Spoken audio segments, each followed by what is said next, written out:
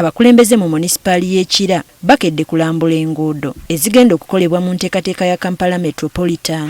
Ku nguudo ze balambudde kuliko olwa Bishop Cyprian Kizito oluva Ekira okudda Ekiwologoma, Mbogo Road nga luno luva Ekira okudda Ekiwaatule n'Ekkungu Bivanju okuva Ekyanja okugatta ku lw'Ennajjeera Buwaate.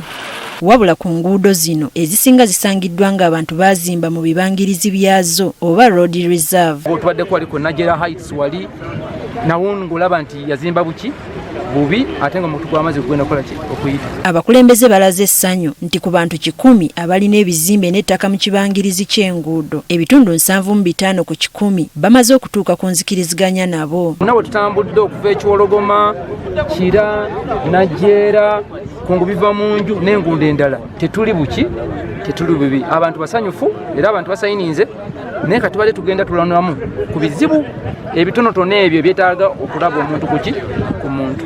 Ebyalo byonna ebiri ku luguudo olwo okuva Ekiwologoma okutuuka Ekira, okuva Ekira okutuuka Ekiwaatule tetulina we tukka wansi wa bitundu 6 n'olwekyo ekyo kyokka okusooka kituwa essuubi. Bano kyokka bongedde okulabula abazimba mu kibangirizi ky'oluguudo okukikomya. Gye bujja mu maaso olwaleero tulina enkola ennungi tukyayogeraganya n'abantu naye gye bujja mu maaso oba oli awo balituuka okutuuka nga bamenya bumenya bintu by'abantu nga tebabasabye kubanga tebyali ku plan. Mu nteekateeka ya Greater Kampala Metropolitan tewali nteekateeka yonna yakuliyirira abantu abanaasangibwa nga bazimba mu road reserve. World Bank yetuwadde ssente tuwoze ssente naye tegenda tuwa ssente za compensation.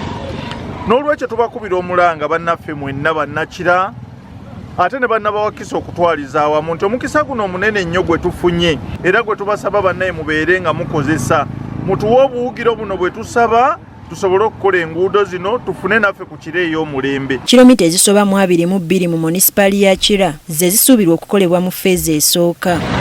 Teddy Nakaliga agafeeyo ku Spark TV.